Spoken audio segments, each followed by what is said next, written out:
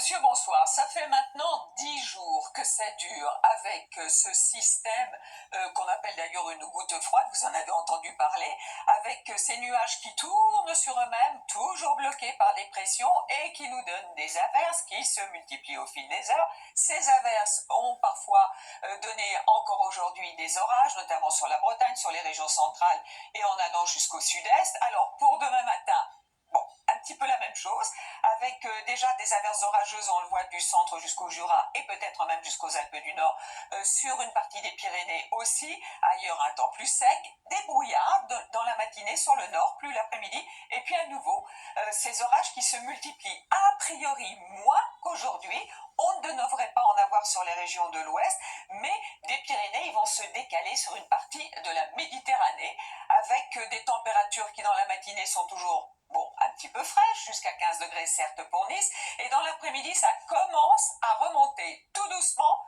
mais sûrement, le maximum 26 degrés pour Ajaccio, et puis toujours à peine 20 degrés, comme du côté de Nantes ou de Strasbourg, au nord de la Loire. Alors pour la suite, pour la journée de samedi, ça y est, à nouveau davantage de soleil et un temps plus calme, avec encore quelques averses orageuses des Alpes à la Corse, mais une nouvelle perturbation va arriver. Alors que va-t-elle faire?